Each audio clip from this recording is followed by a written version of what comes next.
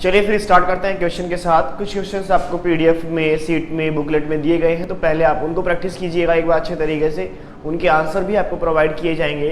कुछ क्वेश्चंस जो previous year के हैं, काफ़ी सारे एग्जाम्स में पूछे गए हैं, वो मैं कराऊंगा। तो जितने ज़्यादा क्वेश्चंस आप प्रैक्टिस करोगे वो उतना ही कम रहेगा। ध्यान रखिएगा कि इंग्लिश एक लैंग्वेज है, जितना ज़्यादा आप इसको प्रैक्टिस करोगे उतना ही वो आपके लिए ईजी रहेगा। तो प्रैक्टिस कीजिए जितना आप ज़्यादा कर सकते हैं। कुछ क्वेश्चंस मैंने आपको दया धाकड़ कॉन्सेप्ट ने आपको बुकलेट में अपनी सीट्स में दिए हैं, तो उनको प्रैक्टिस कीजिएगा। कुछ क्वेश्चंस मैं आपके सामने लेके आया हूँ। अब ये मत सोचिएगा कि मैंने आपको थ्योरेटिकल पार्ट पूरा नहीं कराया है। वो जो थ्योरेटिकल पार्ट जितना सफिशिएंट था काफ़ी करा दिया। कुछ कॉन्सेप्ट्स ऐसे भी होंगे जो इन क्वेश्चंस के थ्रू आपको सीखने को मिलेंगे। तो अपनी नोटबुक, अपनी कॉपी जो भी है आपकी जिसमें नोट करते हो वो साथ रखिएगा। और जो कॉन्सेप्ट आपको लगे कि सर ये हमने आज नया पढ़ा है, उसको साथ साथ नोट करते रहेगा। क्योंकि रियल में कुछ कॉन्सेप्ट्स ऐसे होते हैं जो क्वेश्चन के साथ ही सीखने को मिलते हैं। तो स्टार्ट करेंगे हम एग्जाम्पल्स के साथ। वही तरीका अपनाना है। पहले एक बार आपको अपने आप क्वेश्चंस को प्रैक्टिस करना है, ठीक है। ये भी आपको सीट्स दी गई होंगी, तो इनको प्रैक्टिस कीजिएगा। फिर मैच कीजिएगा कितने क्वेश्चन आपके सही हैं और कितने आपके गलत रहे, और गलत हुए तो क्यों हुए और कहाँ हुए, ताकि आगे आने वाली एक्सरसाइज में आप वो गलती ना कर सको और एग्जाम में आपके फुल और मार्क्स आएँ। तो ये तभी पॉसिबल है जब आप ज़्यादा से ज़्यादा क्वेश्चन प्रैक्टिस करोगे। तो स्टार्ट करेंगे पहले क्वेश्चन के साथ। आपको दिया गया है फिलअप्स और दो आपको ऑप्शन दिए गए हैं हर फिलअप्स में, ठीक है। हालांकि 4 ऑप्शन आते हैं, फिर भी 2 ऑप्शन दिए गए हैं जो जनरली पॉसिबल है कि हाँ ये आ सकते हैं। देने को तो आप 4, 6, 8, 10 कितने भी ऑप्शन दे दीजिए, लेकिन सारे धीरे धीरे क्या हो जाते हैं, एलिमिनेट। वे 2 ऑप्शन जो ज़्यादा सुटेबल हो सकते हैं इस फिलअप्स के लिए, उनको यहाँ लिखा गया है क्वेश्चन के साथ में। तो स्टार्ट करेंगे पहला question. She was intelligent dash she was poor. या तो आपको एंड लगाना है या बट, इनमें से कोई सा आपको एक लगाना है, ठीक है। अब देखिए, आपको याद हो तो मैंने कहा था कि एंड का यूज हम सिमिलरिटी के लिए करते हैं जहाँ चीज़ें सिमिलर होती हैं, लेकिन बट का यूज हम तब करते हैं जहाँ कॉन्ट्रडिक्शन होता है। तो एक बार ध्यान से देखिए कि वो इंटेलिजेंट है लेकिन पुअर है ना, तो बन रहा है कॉन्ट्रडिक्शन। जब जहां पर कॉन्ट्रडिक्शन होगा तो वहां आप क्या लगाओगे, एंड तो सिमिलरिटी के लिए आता है, तो ये गया, इसको हटाइए, रिमूव कीजिए, बचा आपके पास क्या, बट। तो यहाँ पर आपका आंसर बनेगा बट, ठीक है। समझ गए ना, एंड सिमिलरिटी के लिए आता है और बट आता है आपका कॉन्ट्रडिक्शन के लिए। तो जहाँ चीजें आपको कॉन्ट्रडिक्शन दी गई हो, अपोजिट दिया गया हो, वहां आपको बट लगाना है, एंड सिमिलरिटी के लिए आएगा। ये चीज मैं आपको एग्जांपल में समझा चुका हूं। स्टार्टिंग में ही डेफिनेशन में मैंने आपको यही एग्जांपल लिया था शायद, अगर आपको याद हो तो। ये वाला कुछ एग्जांपल था कि ही इज वेल्दी बट, और मैंने यहां माइजर कहा था स्टार्टिंग में, फिर हमने कहा था कि यहाँ माइजर नहीं आएगा, माइजरली आएगा, क्योंकि ये एडजेक्टिव है और ये भी क्या है, एडजेक्टिव। तो अब ध्यान से देखिएगा आप कि जब ये भी एडजेक्टिव है और ये भी एडजेक्टिव है, और यहाँ पर क्या है कि वो अमीर है, बहुत ज़्यादा रिच है, लेकिन कंजूस है, तो बना ना कॉन्ट्रडिक्शन। तो जहाँ भी आप कॉन्ट्रडिक्शन बनाओगे वहाँ आपको बट लगाना है। जहाँ भी आप कॉन्ट्रडिक्शन बनाओगे वहाँ पर आपको बट लगाना है।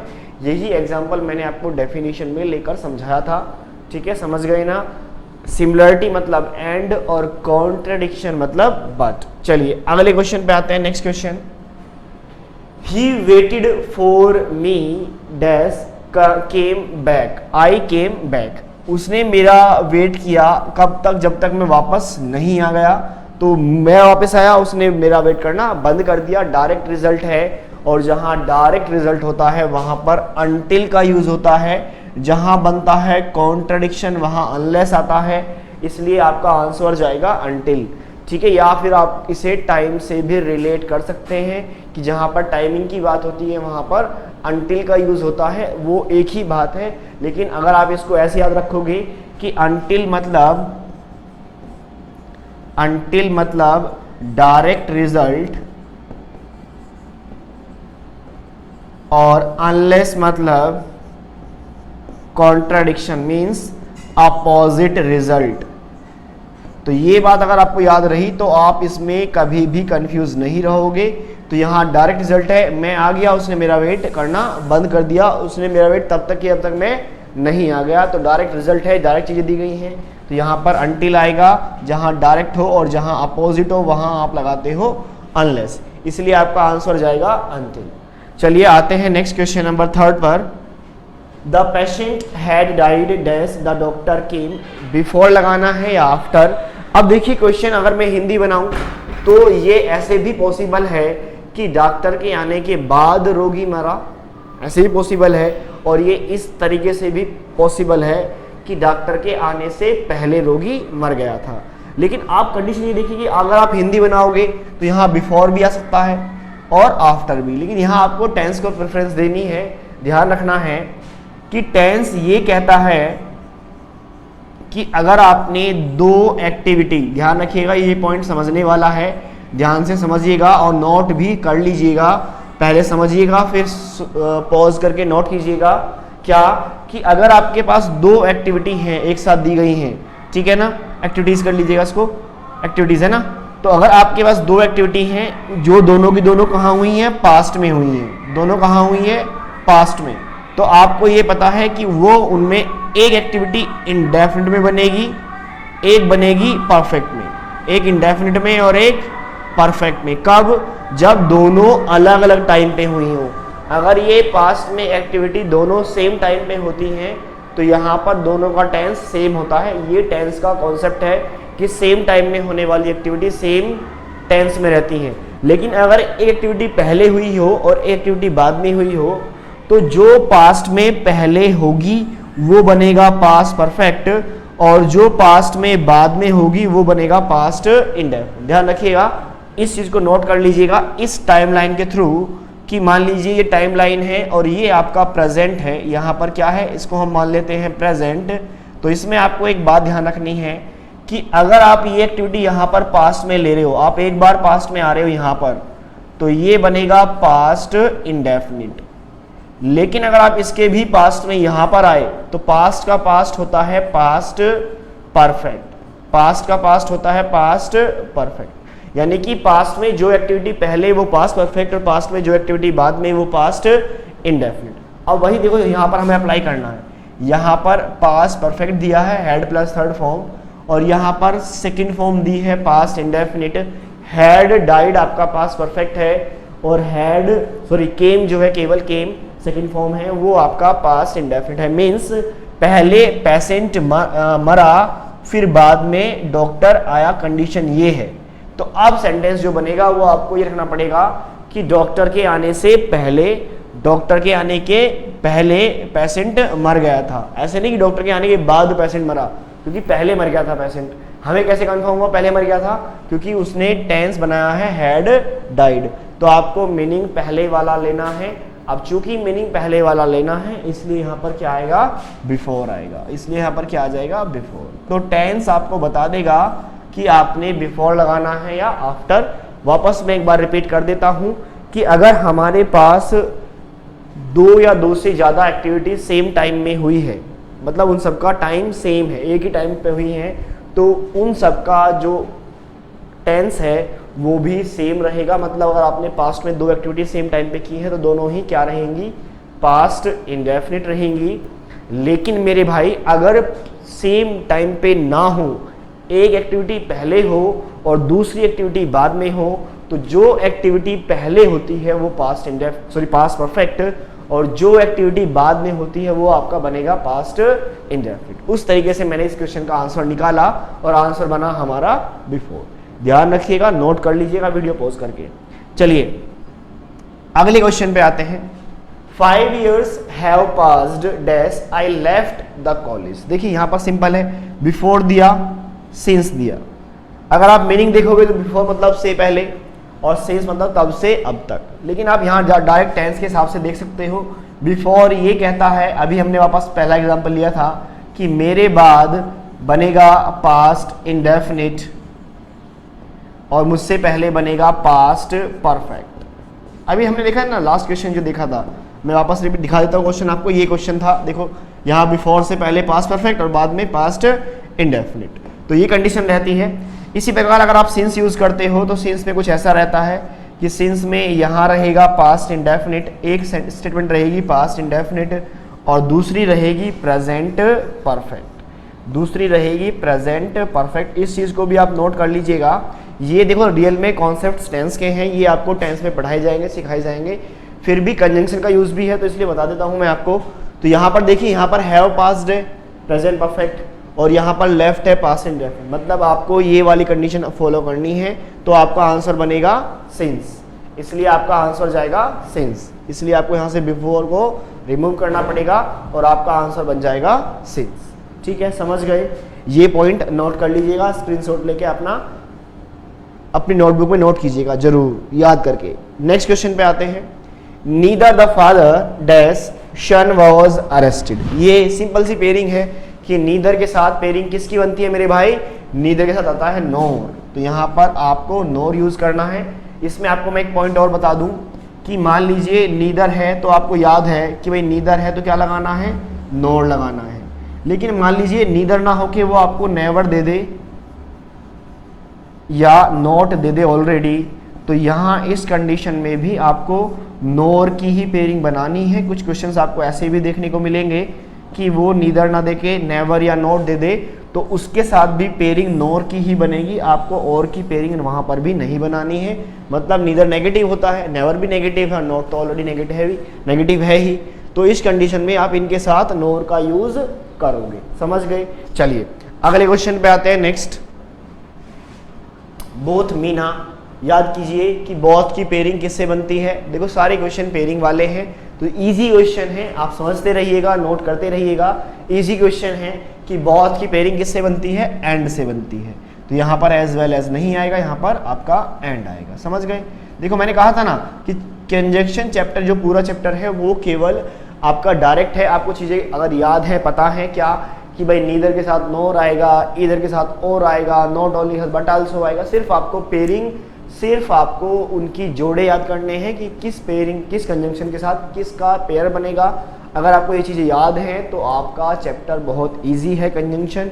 ठीक है, चलिए तो बोथ के साथ एंड आएगा। नेक्स्ट क्वेश्चन पे आते हैं, question number 7।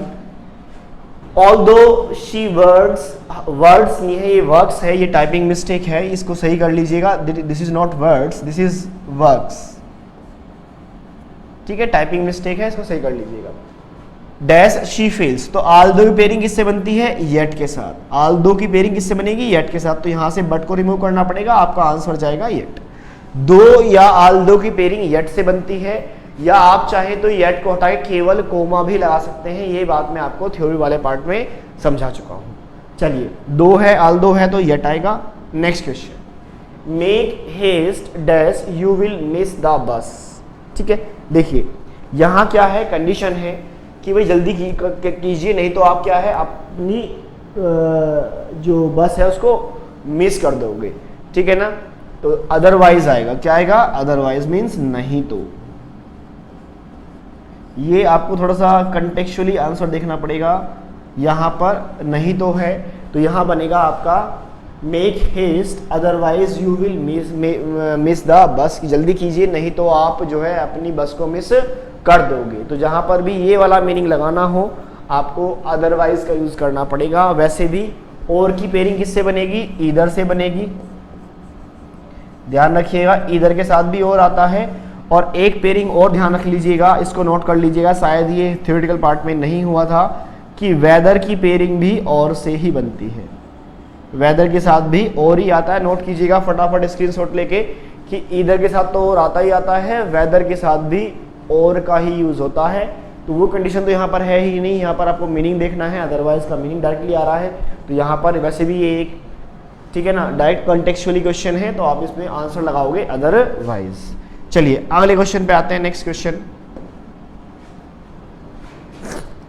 I want to know dash has called out my name. देखिए ये कंजंक्शन भी है और रिलेटिव प्रोनाउन भी है और इंट्रोगेटिव वर्ड भी होते हैं, लेकिन यहाँ पर क्वेश्चन तो कर नहीं रहे हैं हु या वोज, तो ये इंट्रोगेटिव वर्ड तो है नहीं, तो इनको एज ए कंजंक्शन ही ट्रीट किया जाएगा, एज ए रिलेटिव प्रोनाउन भी आप इन्हें ट्रीट कर सकते हैं। ठीक है, तो अब इनका यूज देखो क्या होता है। हु जो है वो लिविंग का, हु जो है वो लिविंग के लिए आता है पहली बात, और किस केस में आता है? सब्जेक्टिव केस में आता है, समझिएगा। हु जो है वो लिविंग के लिए सब्जेक्टिव केस में आता है और हुम जो है वो लिविंग के लिए ऑब्जेक्टिव केस में आता है। कौन से केस में आता है? ऑब्जेक्टिव। हालांकि हुज भी होता है, हुज जो है वो लिविंग के लिए पजेसिव केस में आता है। ये चीज़ें आपको प्रोनाउन में पढ़ाई जाएंगी, तब हम इनको कर लेंगे अच्छे तरीके से। फिलहाल यहाँ क्वेश्चन आया है तो आप देख लीजिए कि हु का यूज़ लिविंग के लिए सब्जेक्ट के रूप में होता है और हुम का यूज़ लिविंग के लिए ऑब्जेक्ट के रूप में होता है, और हुज का यूज़ जो है वो लिविंग के लिए पजेसिव केस में होता है। तो आप अब यहाँ देखिए कि कॉल आया है, हैज़ कॉल, वर्ब आई है और वर्ब से पहले क्या आता है? सब्जेक्ट। तो आपको सब्जेक्टिव केस लगाना है और लिविंग की बात है। आई वॉन्ट टू नो, मैं जानना चाहता हूँ कि किसने मेरा नाम लिया था। तो नाम किसी बंदे ने, पर्सन ने लिया होगा, लिविंग रहा होगा वो। तो लिविंग वाले केस में आपको सब्जेक्ट लगाना है और जहाँ पर आपको लिविंग वाले में सब्जेक्ट लगाना हो वहाँ पर आप क्या लगाएंगे? हु। तो आपका आंसर बनेगा हु। तो यहाँ पर आंसर है आपका हु, ठीक है। हुम तब जब आपको ऑब्जेक्टिव केस लगाना हो, हु तब जब आपको सब्जेक्टिव केस लगाना हो, ठीक है। चलिए next, it is costly yet we have bought it. तो ध्यान से देखिएगा, यहाँ पर येट आया है ना। आप कोमा और येट या कोई सा एक भी लगा सकते हैं, दोनों भी लगा सकते हैं। तो इस येट की पेयरिंग किससे बनती है? इफ से या ऑल्दो से? ऑल्दो से बनती है। तो यहाँ पर क्या आएगा? ऑल्दो, कि although it is costly yet we have bought it, है ना। ये काफी महंगा था फिर भी हमने इसको खरीदा। तो आपको एक बात ध्यान रखनी है कि ऑल्दो की पेयरिंग येट से बनती है, या आप ये बोल दीजिए येट की पेयरिंग ऑल्दो से बनती है, ठीक है। तो यहाँ पर इफ नहीं आएगा, दो या ऑल्दो आएगा। ऑप्शन में ऑल्दो था तो ऑल्दो आपने लगा दिया। नेक्स्ट है number 11, hardly had we reached. देखिए ध्यान से कि हार्डली आ गया तो आपको पता होना चाहिए हार्डली की पेयरिंग किससे बनती है? वैन से। हार्डली की पेयरिंग किससे बनेगी? वैन से। डायरेक्ट क्वेश्चन है, आपको केवल पेयरिंग देखने हैं। अगर आपके पेयरिंग याद है सारी कंजंक्शन में तो आप आराम से इजीली क्वेश्चन के आंसर निकाल दोगे। तो हार्डली, स्कार्सली, रेयरली, बेयरली की पेयरिंग किससे बनती है? वैन से। तो यहाँ पर आपका आंसर हो गया वैन। नेक्स्ट क्वेश्चन ये रहा, make hay dash the sun shines. ये तो कहावत है, आपने बहुत बार सुना होगा कि make hay while the sun shines, ठीक है। तो यहाँ पर क्या आएगा? व्हाइल आएगा। क्या आएगा? व्हाइल, क्योंकि यहाँ पर आपको बैकग्राउंड एक्शन लेनी है और जहाँ भी आपको बैकग्राउंड एक्शन लेनी हो वहाँ हमेशा व्हाइल का यूज़ करते हैं, है ना। वहाँ हमेशा किसका यूज़ करते हैं? व्हाइल का। व्हेन जो है वो कंजंक्शन ऑफ टाइम है, कंजंक्शन ऑफ टाइम। तो यहाँ तो बात बैकग्राउंड एक्शन की हो रही है कि make hay while the sun shines. Proverb भी है, कहावत भी है, इसको आप ऐसे भी याद कर सकते हो, ठीक है ना। ये आपको याद होना चाहिए था कि make hay while the sun shines, ठीक है। चलिए यहाँ पर व्हाइल आ गया। नेक्स्ट क्वेश्चन पे आते हैं, she is not only laborious dash naughty and also या बट आल्सो। देखो नॉट ओनली की पेयरिंग किससे बनती है? नॉट ओनली की पेयरिंग किससे बनती है? But also say. तो नॉट ओनली आया है तो आपका आंसर जाएगा बट आल्सो। नॉट ओनली आया है तो आपका आंसर जाएगा बट आल्सो। तो आपको नॉट ओनली की पेयरिंग बट आल्सो के साथ बनानी है, आपका आंसर बनेगा बट आल्सो। चलिए next number 14, the people know dash God is almighty. अब देखिए इफ का बात है, इफ तो आता है सर्टेन कंडीशन के लिए, सर्टेनिटी के लिए आता है, सर्टेन कंडीशन के लिए आता है, जहां आपको सर्टेन कंडीशन दिखानी हो, शर्त दिखानी हो, यदि, है ना, शर्त दिखाने के लिए। लेकिन जहां आपको डायरेक्ट क्लोज दिखानी हो वहां क्या लगाते हो आप? दैट। जहां आपको फैक्चुअल दिखाना हो, डायरेक्ट क्लोज दिखानी हो वहां पर दैट। तो यहां बात शर्त की है कि लोग जानते हैं यदि, है ना, कंडीशन थोड़े ना है, ये तो जनरल फैक्ट है एक। तो जनरल फैक्ट है तो आप क्या लगाओगे? दैट। यहां पर इफ नहीं आएगा, क्या आएगा? दैट। इफ तब आता जब ये शर्त होती, जब ये कंडीशन होती, वो भी एक सर्टेन कंडीशन होती। अगर कंडीशन अनसर्टेन होती है तो आप वेदर का यूज करते हैं। ध्यान रखिएगा कि अनसर्टेन कंडीशन के लिए किसका यूज होता है? Whether. Whether means uncertain condition.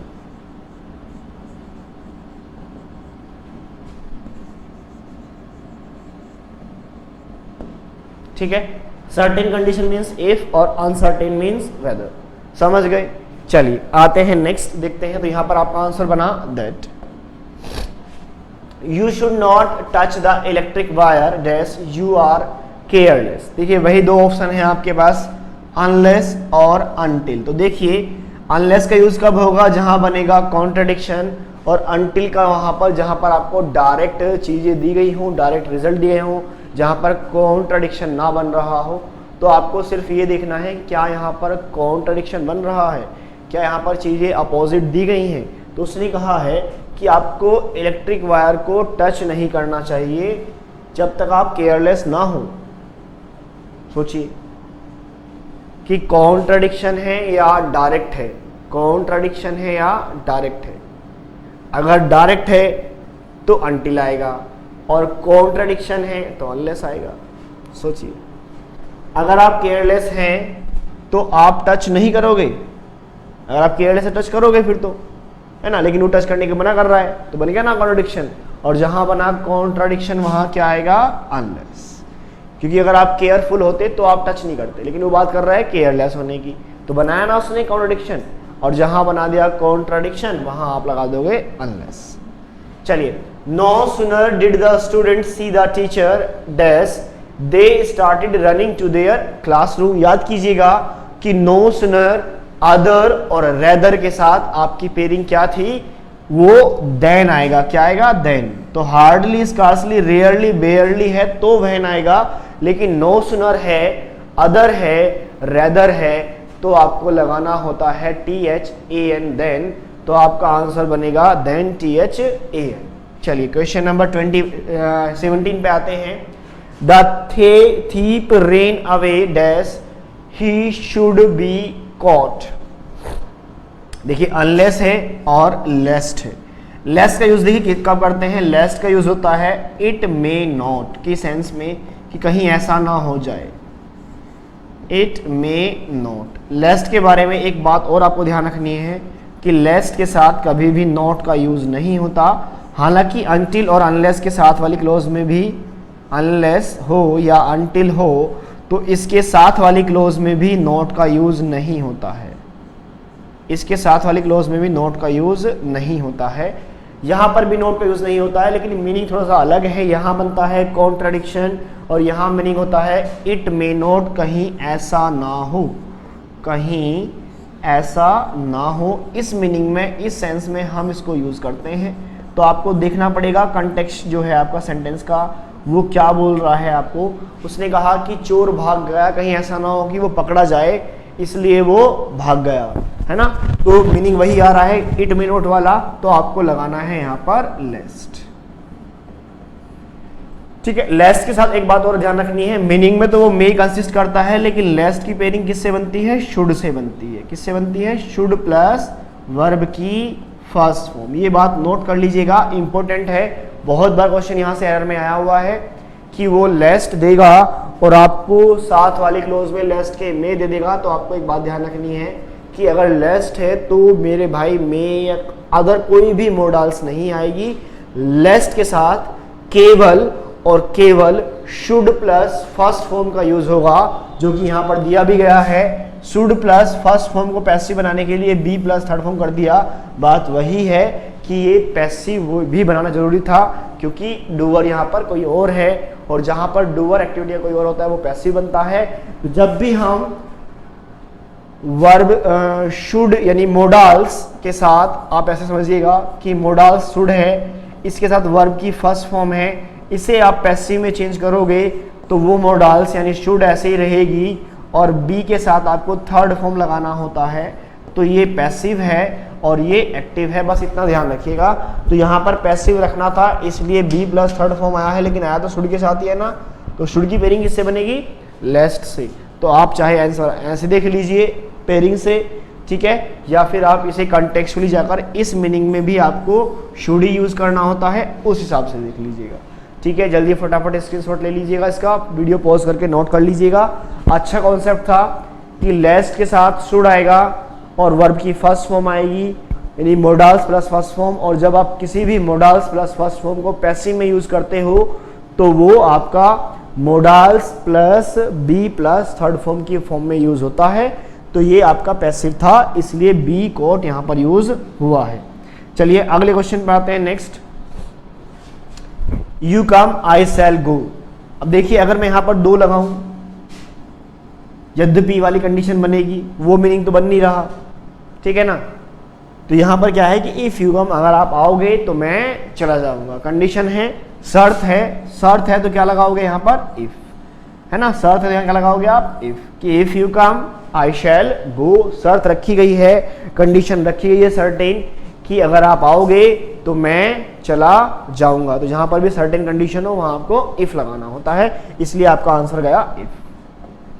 चलिए नेक्स्ट आता है, ईदर की पेयरिंग और से बनेगी। सिंपल क्वेश्चन है, स्टार्टिंग में ईदर आ गया तो पेयरिंग बनेगी और के साथ, तो यहां पर आपका आंसर आएगा और, कि either you or your sister has done it. Simple question था ये। नेक्स्ट पे आते हैं, he would rather die dash beg. मैंने आपको अभी समझाया था कि, और स्टार्टिंग में भी समझाया था, ये मैंने अभी बोला स्टार्टिंग में थोड़ी देर पहले ही आपको, और थ्योरी में भी पढ़ाया था कि नो सुनर रेदर और अदर, नो सुनर रेदर और अदर, इन तीनों के साथ ही आपको देन का यूज करना होता है। किसका, देन का। तो यहां पर आपका आंसर बनेगा देन। बट तो दो या आल्दो के साथ में आता है, बट तो दो या आल्दो के साथ में आता है, इसलिए आपका आंसर जो है यहां पर जाएगा नो सुनर हो, रेदर हो, अदर हो। यहां पर क्वेश्चन में रेदर है तो आपका आंसर जाएगा than. You would rather die than beg. चलिए नेक्स्ट क्वेश्चन पे आते हैं। अब देखिए, correct the following sentences. Question जो है अभी जो फिलअप्स वाले क्वेश्चन थे 20, अब अगले क्वेश्चन है आपको, कुछ क्वेश्चंस एग्जांपल ऐसे हैं जो आपको करेक्ट करने हैं, सही करने हैं। कोई ना कोई उनमें मिस्टेक रही होगी, तो जो भी मिस्टेक रही है आपको वो सही करनी है, ठीक है। चलिए पहले क्वेश्चन से स्टार्ट करते हैं। Question number 21, scarcely had he. तो जैसे ही आपने स्कार्सली पढ़ा, आपके मन में, दिमाग में एक बात है ना, गुब्बारा बन के फूटनी चाहिए कि जहां भी हार्डली, स्कार्सली, रेयरली या बेयरली का यूज होता है, उसकी पेयरिंग हमेशा वहन से बनती है। किससे, वहन से। तो देखो क्या यहाँ पर पेयरिंग वहन से बनी है, यहाँ तो वहन आया ही नहीं है, यहाँ उसने क्या दिया है, देन। तो यही मिस्टेक है, तो आपको यहाँ से देन को रिमूव करना है और लगाना है व्हेन। तो क्वेश्चन वही है, चाहे वो आपसे फिलअप्स में पूछे, चाहे वो आपसे एरर में पूछे, चाहे वो आपसे इंप्रूवमेंट करा ले या सेंटेंस को ही करेक्ट करा ले, चीज़ें वही है, कॉन्सेप्ट वही है, थ्योरी वही है, आप कहिए तो रूल्स वही हैं, सब कुछ वही है।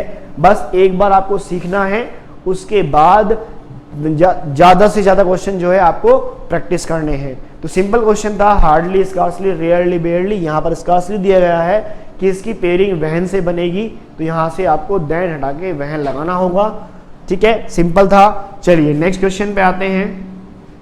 Both Aditya as well as Aditi came. अब देखिए सिंपल क्वेश्चन है ये भी, कि बोथ की पेयरिंग किससे बननी है, बोथ की पेयरिंग बनेगी किसके साथ, एंड के साथ। तो यहां पर आएगा आपका and, both Aditya and Aditi came, ठीक है। बोथ की पेयरिंग कभी भी एज वेल एज के साथ नहीं बनती है, बोथ की पेयरिंग हमेशा एंड के साथ बनती है।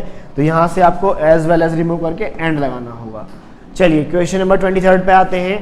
She continued to be lazy as long as she was 16 years old.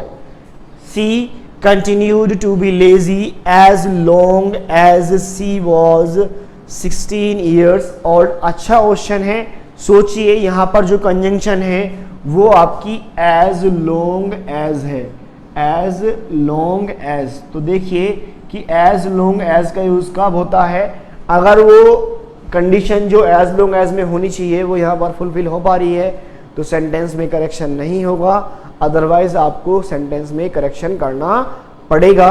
तो एज लॉन्ग एज का यूज कहां पर होता है, देखिएगा, एज लॉन्ग एज। तो देखिए एज लॉन्ग एज का यूज हम तब करते हैं जब मीनिंग लेना होता है हाउ लॉन्ग का, यानी कि बहुत लंबे टाइम पीरियड को दिखाने के लिए हम एज लॉन्ग एज का यूज करते हैं। एक जो बहुत लंबा टाइम पीरियड होता है उसकी ड्यूरेशन को दिखाने के लिए हाउ लॉन्ग के रेफरेंस में, इसके रिप्लाई में हम एज लॉन्ग एज का यूज करते हैं। लेकिन अगर ये एक पॉइंट ऑफ टाइम रहा होता है, अगर ये एक पॉइंट ऑफ टाइम रहा होता है जो कि डायरेक्ट रिजल्ट के साथ हो, जो कि डायरेक्ट रिजल्ट के साथ हो, तो वहां पर हम लगाते हैं अनटिल, वहां पर हम यूज करते हैं अनटिल। तो वही कंडीशन है देखिए यहाँ पर कि उसने कहा she continue to be lazy as long as she was 16 years old. तो ये जो है सी वॉज 16 ईयर्स ओल्ड, ये एक कंडीशन दे दी कि वो पॉइंट ऑफ टाइम जब वो 16 साल की हो जाएगी तब तक वो क्या रहेगी, लेजी रही थी। 16 साल की होते ही उसने लेजीपन अपना छोड़ दिया था। तो डायरेक्ट रिजल्ट भी है पॉइंट ऑफ टाइम के साथ, इसलिए यहाँ पर एज लॉन्ग एज नहीं आएगा, यहाँ आपको एज लॉन्ग एज रिमूव करके अनटिल लगाना पड़ेगा। तो यहाँ पर आएगा अनटिल, एज लॉन्ग एज को रिमूव कर दीजिए और लगा दीजिए अनटिल। ठीक है, समझ गए। चलिए आते हैं नेक्स्ट क्वेश्चन के पास। Until you stop here, you will find no time for work। अब देखिए आप यहाँ कब रुकोगे, कोई समय आपका निर्धारित नहीं है, टाइम नहीं पता है, तो यहाँ until नहीं आएगा, यहाँ आएगा as long as। तो बस पहले क्वेश्चन का ये अपोजिट है, पहले में आपको as long as हटाना था, until लगाना था, यहाँ पर until हटेगा और आपको as long as लगाना पड़ेगा, क्योंकि यहाँ पर एक लॉन्ग टर्म की बात कर रहे हो, हाउ लॉन्ग की बात हो रही है, एक लंबे टाइम पीरियड की बात हो रही है। तो यहाँ पर आ जाएगा आपका as long as you stop here। जितने टाइम भी आप यहाँ रुकते हो, you will find, जब कभी भी आप यहाँ रुको, कब रुकोगे पता नहीं, लंबा पीरियड दिया गया है, कब रुकोगे पता नहीं, तो you will find no time for work, आपके पास टाइम का, वर्क का कोई टाइम नहीं बचेगा, इसलिए यहाँ पर आएगा as long as। Next question पे आते हैं। I doubt that he was there. ये भी क्वेश्चन अच्छा है, देखिए डाउट के साथ अगर डाउट रहा हो और स्टेटमेंट पॉजिटिव रही हो, अगर स्टेटमेंट पॉजिटिव रही हो तो इस केस में आप लगाते हो इफ, क्योंकि सर्टेन कंडीशन होती है, आपको डाउट है। लेकिन अगर डाउट के साथ सेंटेंस को नेगेटिव रखा गया हो, अगर डाउट के साथ सेंटेंस को नेगेटिव रखा गया हो तो वहां पर आपको लगाना होता है दैट। ये पॉइंट आप याद कर लीजिएगा, लिख लीजिएगा, नोट कर लीजिएगा, स्क्रीनशॉट ले लीजिएगा। लेकिन अच्छा पॉइंट है, इसलिए वीडियो पॉज करके अच्छे से नोट कीजिएगा कि डाउट अगर पॉजिटिव में रखा गया है डाउट वाली क्लोज को तो आपको इफ लगाना है, लेकिन अगर डाउट वाली क्लोज को आपने नेगेटिव में रखा है तो आपको दैट का यूज करना है। अब देखिए यहाँ पर है आई डाउट, ये स्टेटमेंट जो है, क्लोज जो है पॉजिटिव है, तो यहाँ पर दैट नहीं आएगा, यहाँ पर आपका आंसर बनेगा इफ के साथ कि I doubt if he was there. समझ गए ना, सिंपल कॉन्सेप्ट है कि डाउट वाली क्लोज अगर आपने पॉजिटिव में रखी है तो आपको इफ लगाना है, और अगर डाउट वाली क्लोज आपने नेगेटिव में रखी है तो आपको दैट लगाना है। तो यहाँ पर आ जाएगा I doubt if he was there. चलिए नेक्स्ट क्वेश्चन देखते हैं। She was so ill as she could not walk. देखिए सो के साथ एज का यूज होता है, पेयरिंग एज से बनती है जब सेंटेंस नेगेटिव रहा होता है तब। लेकिन किस केस में, जब आपकी डिग्री पॉजिटिव होती है, ध्यान रखिएगा ये तब होता है जब डिग्री क्या हो, पॉजिटिव। अब बात करते हैं कि डिग्री कब बनता है, तो डिग्री बनता है कंपैरिजन में। अगर आपने कंपैरिजन किया हो तो डिग्री बनेगा। तो ये कंडीशन तब पॉसिबल है जब आपने सेंटेंस में कंपैरिजन किया हो। तो क्या यहाँ पर कंपैरिजन किया गया है, क्या यहाँ पर सेंटेंस में कंपैरिजन किया गया? यहाँ तो कंपैरिजन ही नहीं है, और जब कंपैरिजन नहीं है तो आप डिग्री नहीं बना सकते, और अगर आप डिग्री नहीं बना सकते तो आप सो एज का यूज नहीं कर सकते। तो यानी सो एज वाली पेयरिंग जो है वो गलत है। अब देखिए आएगा क्या, यहाँ आएगा सो की पेयरिंग दैट से भी बनती है, सो दैट। तो ये पेयरिंग तब बनती है जब इन दोनों के बीच में यहाँ पर एडजेक्टिव होता है। ध्यान रखिएगा क्या होता है, एडजेक्टिव, और मीनिंग होता है इसका इतना जितना की। अगर आप इसको देखोगे तो कंटेक्चुअली भी याद देख लेना, इतना जितना की, इस सेंस में आपको सो दैट यूज करना होता है, इतना जितना की।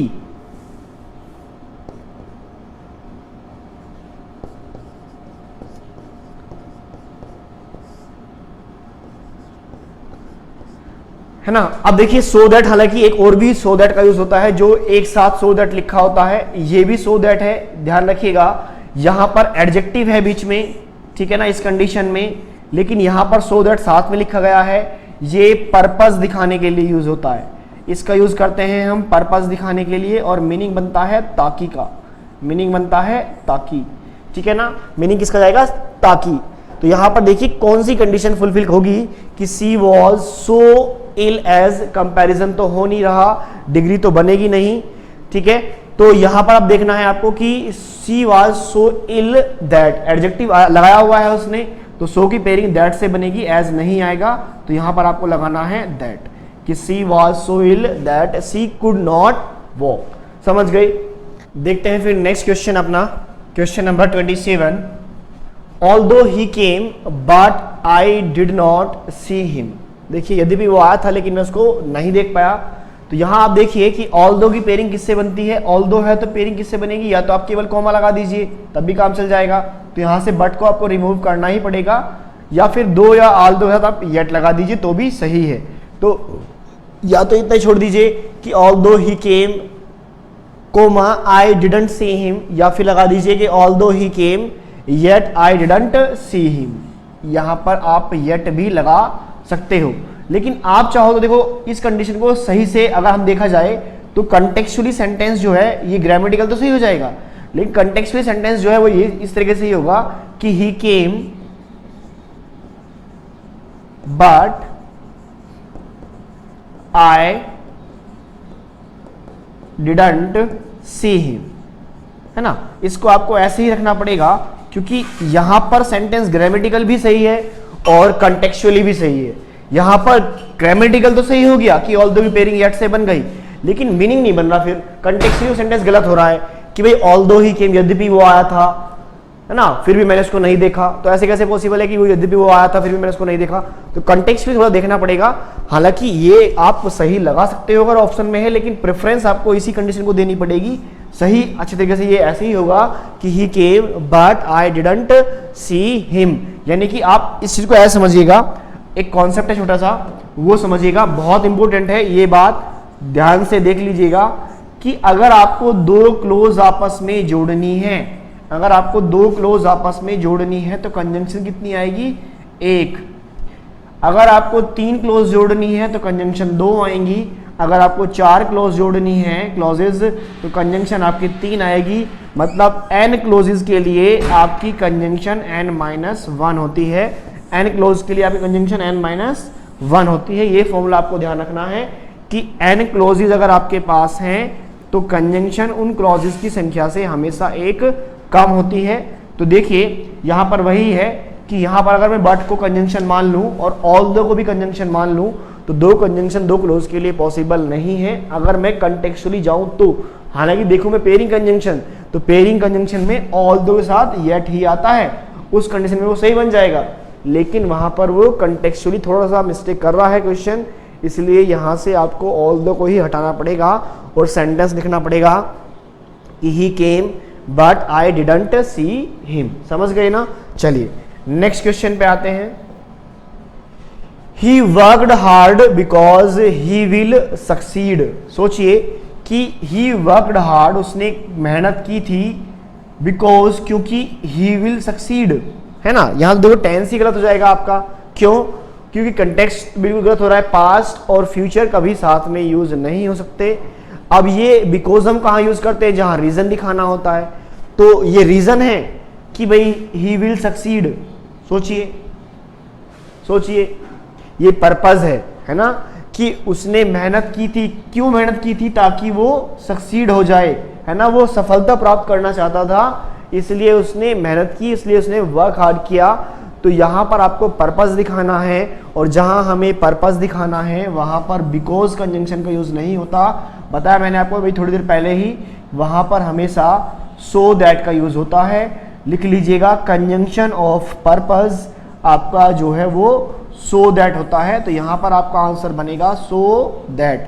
बिकॉज तो कंजंक्शन ऑफ रीजन होता है, तो ये रीजन नहीं है, ये पर्पस है कि उसने मेहनत इसलिए की थी ताकि वो सक्सीड हो जाए। तो पर्पस दिखाओगे तो सो दैट को एक साथ लिखकर आपको यूज करना होगा। चलिए नेक्स्ट क्वेश्चन पे आते हैं।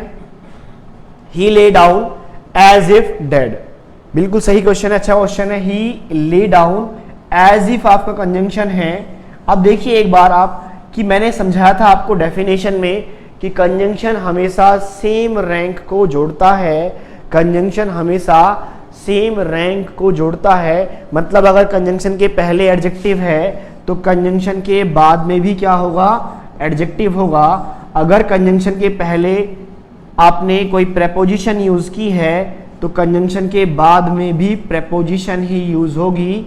अगर कंजंक्शन के पहले आपने कोई क्लॉज यूज की है, clause in the sense of subject plus verb, with incomplete meaning is called close. तो बाद में भी आपको एक क्लॉज ही यूज करनी होगी। तो पहले देखिए यहाँ पर क्लोज है कि ही ले डाउन, वह नीचे लेट गया था। कैसे लेट गया था? जैसे कि वो मर गया हो, मैनर की बात हो रही है ना, वो इस तरीके से नीचे लेटा हुआ था जैसे कि कोई मरा हुआ लेटा होता है। पर्पस की सॉरी मैनर की बात हो रही है, इसलिए एज इफ आया है। अब कंजंक्शन से पहले क्लोज है तो बाद में भी आपको पूरी प्रॉपर क्लोज लिखनी पड़ेगी। तो यहां पर आपको लिखना पड़ेगा ही were dead, he were dead. ध्यान रखिएगा कि यहां वॉज नहीं आएगा, वर आएगा। अच्छा कॉन्सेप्ट है, समझ लीजिएगा कि वर क्यों आया, क्योंकि जब भी हम मैनर की बात करते हैं पास्ट में हमेशा सिंगुलर सब्जेक्ट के साथ भी वर ही यूज होता है। आप कभी भी वॉज का यूज नहीं कर सकते, ये पॉइंट आपको ध्यान रखना है। ये हालांकि ये वाला जो कॉन्सेप्ट है कि वर आया, ये टेंस का कॉन्सेप्ट है, टेंस में आपको अच्छे से क्लियर हो जाएगा। तो ध्यान रखिएगा कि he lay down as if he were dead. He were मैंने इसलिए लगाया क्योंकि आपको यहां पर क्लोज को क्लोज से कनेक्ट करना था, ठीक है। और वर इसलिए लगाया कि जहां भी मैनर की बात होती है पास्ट में, एज इफ, आई विश या इफ के बाद हमेशा सब्जेक्ट भले ही सिंगुलर हो, आप सेकंड फॉर्म यूज करते हो, पहली बात। और दूसरा वॉज कभी नहीं आता है बी फॉर्म में, हमेशा वर का यूज होता है। ये टेंस का भी कॉन्सेप्ट है। तो ये दोनों कॉन्सेप्ट यहां पर फॉलो हुए हैं और आपका आंसर बना है ही वर डेड। चलिए नेक्स्ट क्वेश्चन पे आते हैं। As any other job teaching has many difficulties. बिल्कुल सही बात है, जैसे सभी जॉब में डिफिकल्टीज होती हैं, टीचर की जॉब में तो बहुत ज़्यादा डिफिकल्टीज होती है। हम लोगों को पता है कितनी डिफिकल्टीज होती हैं, आप लोग कभी समझ नहीं पाओगे। आपने तो नेट खोला, वीडियो देखनी शुरू कर दी और उल्टे सीधे कमेंट करने शुरू कर दिए। लेकिन टीचर कैसे वीडियो बनाता है, कैसे रिकॉर्ड करता है, कितनी मेहनत करता है, क्वेश्चन बनाता है, क्वेश्चन उठाता है, एक्सप्लेन करता है, आपके डाउट सॉल्व करता है, बहुत चीज़ें होती हैं जो उसको झेलनी पड़ती हैं, बेयर अप करनी पड़ती हैं। वो सब चीज़ें आप शायद तभी समझ पाओगे जब आप एक अच्छा टीचर बन जाओगे। तो रियल में टीचर प्रोफेशन में काफ़ी सारी डिफ़िकल्टीज होती हैं। अगर आपको लगता हो कि अपनी लाइफ बहुत सेट है, मतलब मस्त है, सर तो ये है वो है, अच्छी नॉलेज है, अच्छा पैसा कमाते होंगे, लेकिन डिफ़िकल्टीज कितनी है ये भी देखिएगा। एक टीचर की लाइफ में हमेशा, चाहे वो प्राइवेट ट्यूटर हो या गवर्नमेंट टीचर हो, अगर वो एक अच्छा टीचर है, अगर वो एक ईमानदार ऑनेस्ट टीचर है, तो उसके प्रोफेशन में भी काफ़ी सारी डिफ़िकल्टीज आती हैं स्टूडेंट को लेके। उसको अच्छा अप टू डेट मैटर देना है, समझाना है, हर एक स्टूडेंट को एक लेवल पे लेके चलना है, सबको इक्वल रखना है, सबके डाउट्स का रिप्लाई करना है। बहुत चीज़ें हैं, बहुत डिफ़िकल्टीज होती हैं, उन सबको छोड़ते हैं, वापस अपने टॉपिक पे आते हैं, ठीक है। क्या कि as any other job teaching has many difficulties. तो देखिए एज या तो कंजंक्शन होती है, एज के बारे में अगर हम बात करें, और अगर ये कंजंक्शन है तो याद कीजिए ये आपको हमेशा रीजन के बारे में बताती है। तो क्या यहां पर रीजन की बात हो रही है? तो रीजन की बात तो हो नहीं रही, तो यहां पर इसलिए एज तो आएगा नहीं, ये तो कंफर्म है। अब एज जो है वो एडवर्ब भी होता है, ध्यान रखिएगा, एज जो है वो एडवर्ब भी होता है। और एडवर्ब किसको मॉडिफाई करता है? या तो एडजेक्टिव को, या वर्ब को, या एडवर्ब को। जबकि यहां पर ये किससे पहले आ रहा है? नाउन से पहले आ रहा है। अब नाउन से पहले या तो प्रेपोजिशन आएगी, है ना। देखो अगर मैं इसके हिंदी मीनिंग की बात करूं, की तरह, है ना, इस सेंस में आप दो वर्ड यूज करते हो, के तरह या के जैसे, की तरह या के जैसे। अगर आपको इस सेंस में आपको यहां पर एडवर्ब लगानी है ना, यानी कि अगर आप इंग्लिश की बात करें कि सर जी हमें तो इंग्लिश में पढ़ाओ, हमें हिंदी नहीं आती, तो फिर ये रिप्लाई ऑफ हाउ होता है। क्या होता है? Reply off how. How teaching has many difficulties. कैसे जो है टीचिंग में काफ़ी सारी डिफिकल्टीज होती हैं, जैसे और भी जॉब में होती है उसी प्रकार से। तो आप हाउ के रिप्लाई में देखिए, वहां आप एज लगाओगे अगर आपको एडवर्ब लगानी है, और एडवर्ब हमेशा कब आएगी? जब आपके पास या तो एडजेक्टिव होगा, या दूसरी कोई एडवर्ब ही होगी, या वर्ब भी होगी। लेकिन यहाँ वो कंडीशन भी फुलफिल नहीं हो रही है ना, यहाँ तो नाउन है। तो इस केस में जब आपके पास नाउन होता है तो आप इसको ही प्रेफरेंस देने के लिए नाउन वाली कंडीशन में इसी सेंस में लाइक का यूज करते हो, जो कि प्रेपोजिशन है। जो क्या है? प्रेपोजिशन।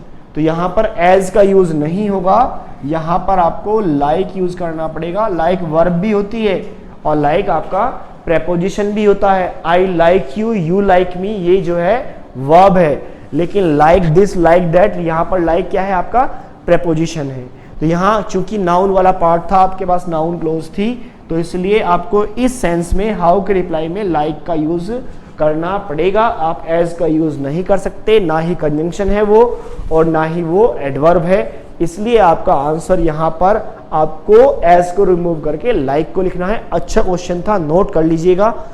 ये सब चीजें स्क्रीनशॉट लेके एक बार फटाफट जल्दी वीडियो पॉज करके या स्क्रीनशॉट लेके इस पॉइंट को नोट कर लीजिएगा, क्योंकि ये पॉइंट वाकई काफी अच्छा पॉइंट है। एज और लाइक का हिंदी मीनिंग दोनों का सेम है, दोनों का इंग्लिश में रिप्लाई भी हाउ का होता है, लेकिन दोनों में क्या डिफरेंस है ये शायद आपको समझ में आ गया होगा। एक एडवर्ब या कंजंक्शन है, तो दूसरा आपका क्या है, प्रेपोजिशन। चलिए अगले क्वेश्चन पे आते हैं। Next question number 31। No sooner had I started when. Simple question है कि नो सूनर की पेयरिंग व्हेन से नहीं बनेगी, नो सूनर है तो देन आएगा, तो यहां पर आपका आंसर आ गया देन। सिंपल क्वेश्चन था, ये तो रिपीट हुआ है, पीछे भी आया था कि नो सूनर की पेयरिंग हमेशा देन के साथ बनेगी।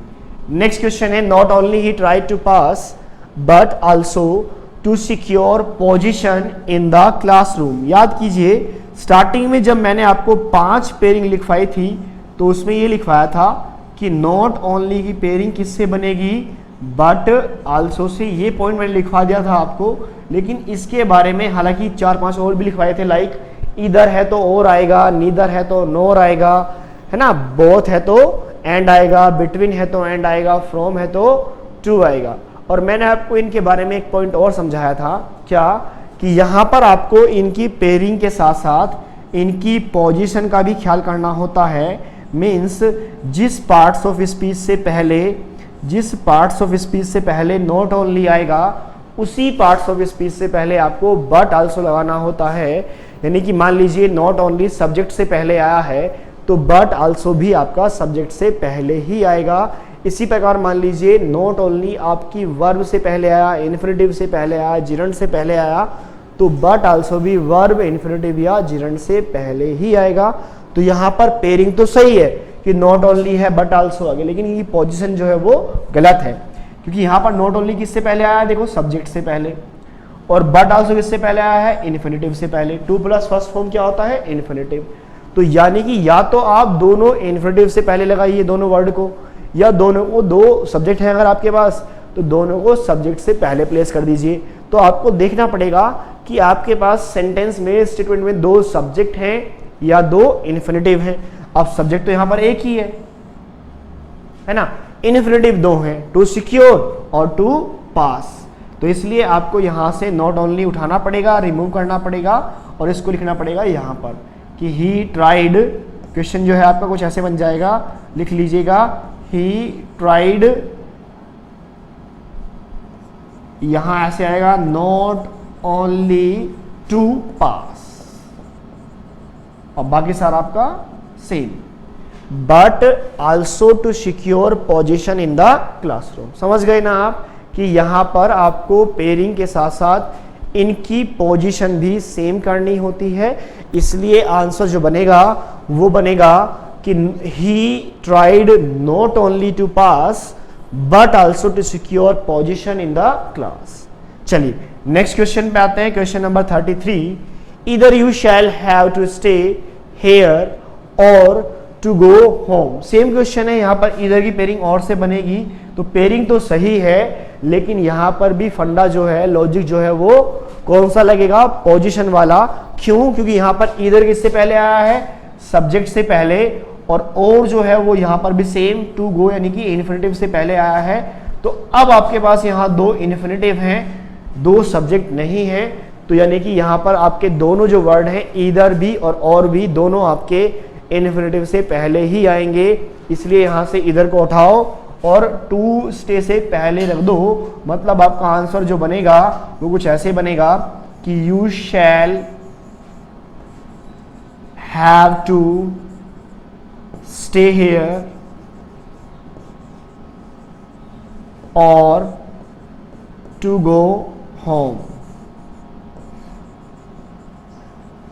ये आपका आंसर बनेगा। समझ गए ना?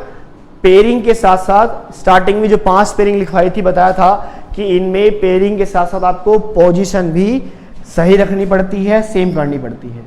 चलिए नेक्स्ट आते हैं। Gandhi ji was not only a maker of nation but also of a religion. यहां पर भी देखिए नॉट ओनली आया है, पेयरिंग बट आल्सो आया है, सही है, लेकिन क्या यहां पर भी इन दोनों वर्ड की position same parts of speech के साथ है या नहीं है, वो चेक कीजिए, आपको आंसर मिल जाएगा। देखिएगा यहां पर बट आल्सो किससे पहले आया है? ऑफ से पहले, लेकिन वहां नॉट ओनली किससे पहले आया है? आर्टिकल से पहले, है ना? तो अब आपके पास 2 आर्टिकल तो है नहीं, 2 ऑफ तो हैं, of a nation, of a religion, है ना? प्रेपोजिशनल पार्ट 2 हैं आपके पास, तो आपको यहां से नॉट ओनली को रिमूव करना पड़ेगा और इसको उठाकर यहां से ऑफ से पहले लिखना पड़ेगा। मतलब आपका जो आंसर है वो कुछ ऐसे बनेगा कि Gandhi ji was a maker not only of a nation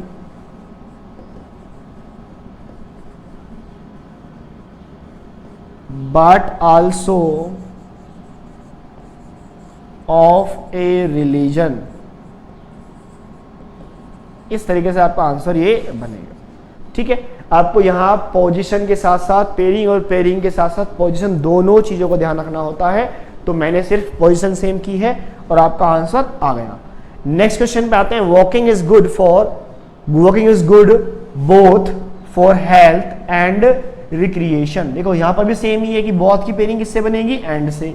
तो पेयरिंग तो सही है, लेकिन क्या यहां पर भी पोजीशन सेम है? यहां पर भी पोजीशन का लफड़ा है, क्योंकि बोथ किससे पहले आया है? फॉर प्रेपोजिशन से पहले, जबकि एंड किससे पहले आया? नाउन से पहले।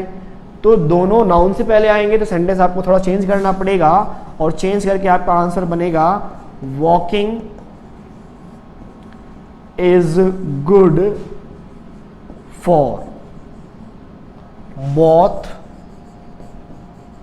health and recreation। ठीक है, यहां पर देखो both किससे पहले आया? नाउन से पहले। ऐसी एंड किससे पहले आया? नाउन से पहले। और both की पेयरिंग किससे बन गई? एंड से बन गई। तो आपका आंसर बिल्कुल सही हो गया, पेयरिंग भी सही हो गया आपका, और पोजीशन भी क्या हो गया मेरे भाई? बिल्कुल सही हो गया। ठीक है, चलिए अगले क्वेश्चन पे आते हैं। Next question number 36। Find out the error part of the following sentences. अब जो आगे आपको सेंटेंसेस दिए गए हैं उनमें आपको एरर निकालनी है। हालांकि अभी भी एरर ही निकालनी थी, लेकिन वहां पर आपको स्लैश करके नहीं दिया गया था, डायरेक्ट क्वेश्चन करेक्ट करना था। अब कुछ एग्जाम में या एसएससी या बैंकिंग जो है, एयरफोर्स जो है, वो आपसे इस क्वेश्चन को इस तरीके से पूछेगा, मतलब स्लैश लगा के देगा, A B C D part में डिवाइड करके देगा। अगर एरर नहीं है तो आपको आंसर देना है नो एरर, यानी कि आपका ई पार्ट लास्ट में नो एरर है। और अगर आपके एरर है ए में, बी में, सी में या डी में, तो किस पार्ट में एरर है आपको ये बताना होता है। तो अभी हम क्लास में सीख रहे हैं, तो आपको केवल ये नहीं देखना है कि किस पार्ट में एरर है, आपको ये भी देखना है कि एरर क्या है। तो लर्निंग बताया मैंने आपको, बहुत बार समझाया कि लर्निंग हम किसको बोलते हैं? लर्निंग हम ये कहते हैं कि जो आपका आंसर है वो आंसर क्यों है, बाकी आंसर क्यों नहीं है। अगर आप ये बात समझ जाते हो तो मीन्स, अगर आप ये बात अप्लाई कर रहे हो, इस कॉन्सेप्ट को अप्लाई कर रहे हो, तो मीन्स यू आर लर्निंग, आप सीख रहे हो, आप रट्टा नहीं लगा रहे हो। लेकिन अगर आपकी केवल क्वेश्चन का आंसर याद करना है, केवल आंसर पता करना है, तो फिर वो रट्टाफिकेशन है, वो फिर वो लर्निंग नहीं है। लर्निंग उसी को बोलते हैं जहां पर आपको क्वेश्चन के आंसर के साथ साथ ये देखना हो कि ये आंसर क्यों है या बाकी आंसर क्यों नहीं है।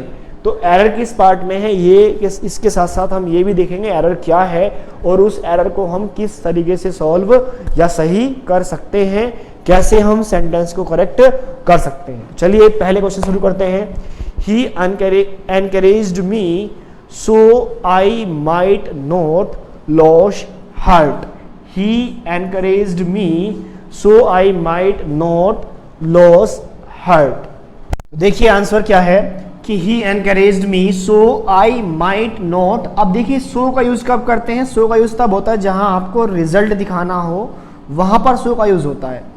अब यहां तो रिजल्ट की बात हो ही नहीं रही है, तो यहाँ सो तो आएगा ही नहीं। यहाँ बात तो पर्पस की हो रही है कि वो मुझे एनकरेज करता था, ताकि पर्पस क्या है कि मैं अपना हार्ट को लॉस ना कर पाऊँ, इसलिए। तो जहाँ भी आपको पर्पस दिखाना हो, पर्पस दिखाने के लिए कौन सी कंजंक्शन आती है मेरे भाई, वहाँ पर आता है सो दैट। तो यहाँ पर सो नहीं आएगा, यहाँ पर आपको लगाना पड़ेगा सो दैट। सो तो रिजल्ट दिखाने के लिए आता है, तो आपका आंसर बनेगा he encouraged me so that I might not, यानी आपको आंसर देना है यहाँ पर सी ऑप्शन। ठीक है ना, क्या एरर है, सो की जगह आपको सो दैट लगाना है। चलिए नेक्स्ट क्वेश्चन पे आते हैं। I do not doubt. देखिए डाउट के बारे में मैंने आपको समझाया था अभी कि अगर डाउट को पॉजिटिव में रखा जाएगा, पॉजिटिव स्टेटमेंट में रखा जाएगा, तो आपको वहां पर इफ लगाना है या वेदर लगाना है। आप चाहो तो वेदर भी लगा सकते हो, लेकिन अगर डाउट वाली सेंस को आपको नेगेटिव में रखना है तो वहां पर दैट का यूज होगा। वहां पर किसका यूज होगा, दैट का। तो यहाँ डू नॉट डाउट है, नेगेटिव जा रहा है, तो यहाँ पर इफ नहीं आएगा, आपको दैट लगाना है। अगर यही कंडीशन पॉजिटिव में रही होती तो आपका इफ बिल्कुल सही था। अगर यही कंडीशन पॉजिटिव में रही होती तो आपका इफ बिल्कुल सही था। डाउट वाली कंडीशन को ध्यान रखिएगा, ये है डाउट वाली कंडीशन। इसको स्क्रीनशॉट ले लीजिएगा या फिर नोट कर लीजिएगा। हालांकि ये दूसरी बार आया है इसी क्लास में, मैं पहले भी आपको समझा चुका हूँ पिछले क्वेश्चन में, है ना, जब हमने करेक्ट किए थे सेंटेंस कि डाउट वाली क्लोज अगर अफर्मेटिव में है यानी पॉजिटिव है तो इफ या वेदर, वेदर भी आ सकता है, इफ भी आ सकता है। लेकिन अगर डाउट वाली क्लोज आपकी नेगेटिव में हो तो आपको इफ या वेदर नहीं लगाना, वहां फिर आपको दैट यूज करना होता है। ठीक है, चलिए नेक्स्ट क्वेश्चन पे आते हैं, number 39। He is known not only for his riches but also for his wisdom. ठीक है, देखिए नॉट ओनली की पेयरिंग किससे बनेगी, बट ऑल्सो से। तो पेयरिंग क्या है, बिल्कुल आपकी सही है, नॉट ओनली बट ऑल्सो दिया गया है। अब चेक करते हैं इनकी पोजीशन। नॉट ओनली किससे पहले आया, फोर से पहले। बट ऑल्सो किससे पहले आया, फोर प्रीपोजिशन से पहले। मतलब इनकी पोजीशन भी क्या है, सही है, इसलिए आपका आंसर जाएगा नो एरर, यानी कि ई ऑप्शन। इस क्वेश्चन में आपकी कोई भी एरर नहीं है, तो आपको आंसर देना है ई। नेक्स्ट क्वेश्चन पे आते हैं। I want her to study science because she will have a better chance. ठीक है, I want her to study science, मैं चाहता हूं कि वो साइंस को स्टडी करे। अब मेरे चाहने का पर्पज क्या है, रीजन नहीं है, पर्पज है। और जहां पर्पज होता है वहां बिकॉज नहीं होता, वहां क्या आता है, वहां सो दैट का यूज होता है, so that she will have a better chance. ठीक है, तो यहां पर आपको सी पार्ट में एरर है, आपका आंसर बनेगा सी। मींस यहां पर आपको बिकॉज को रिमूव करके सो दैट आपको लगाना पड़ेगा। समझ गए, आया समझ में, जहां पर्पज है वहां सो दैट और जहां रीजन है वहां बिकॉज। चलिए नेक्स्ट क्वेश्चन पे आते हैं। He asked that how long. अब देखिए दैट भी कंजंक्शन है, और जब ये हाउ लॉन्ग यानी WH वर्ड बीच में आ रहे होते हैं तो वो भी क्या होते हैं, कंजंक्शन होते हैं। तो यानी कि यहां पर हाउ लॉन्ग भी क्या है, कंजंक्शन का काम कर रही है, और दैट भी काम कर रही है कंजंक्शन का। तो दो कंजंक्शन तो आएंगी नहीं। अब चूंकि सेंटेंस इंट्रोगेटिव रहा होगा तभी तो आपने आस्क्ड लगाया है, तो हाउ लॉन्ग तो आएगा, है ना। अगर आप यहां से हाउ लॉन्ग को रिमूव कर दोगे तो सेंटेंस का कंटेक्स्ट जो है, सेंटेंस का जो मीनिंग है वो चेंज हो जाएगा, जो आप कर नहीं सकते। तो इसलिए आपको यहां से कंजंक्शन दैट को रिमूव करना पड़ेगा, यानी कि आपका आंसर बनेगा B option, remove that from the statement and the sentence will be he asked how long you would be absent. Understand, समझ गए ना। चलिए नेक्स्ट क्वेश्चन पे आते हैं, question number 42। I asked her that और वेदर, सेम क्वेश्चन है, that भी कंजंक्शन है और वेदर भी कंजंक्शन है, तो आपको वेदर रखना पड़ेगा और दैट को यहां से रिमूव करना पड़ेगा। Means here the answer will be in B option. जो आपका आंसर है वो बी ऑप्शन रहेगा। Here we have to remove that from the sentence, यहां से हमें सेंटेंस में से दैट को रिमूव करना पड़ेगा, because here we are using two conjunctions together and then we can't use two conjunctions together. हम कभी भी दो कंजंक्शन एक साथ यूज नहीं कर सकते, लेकिन यहाँ पर दो कंजंक्शन साथ में यूज की गई थी, इसलिए यहाँ से आपको दैट को रिमूव करना पड़ेगा। तो आई होप आप समझ गए होंगे पूरा जो कॉन्सेप्ट था, पूरा जो हमारा चैप्टर था। तो मिलेंगे नेक्स्ट चैप्टर में नेक्स्ट कॉन्सेप्ट के साथ। ऐसे ही बने रहिएगा और प्रैक्टिस करते रहिएगा। धन्यवाद।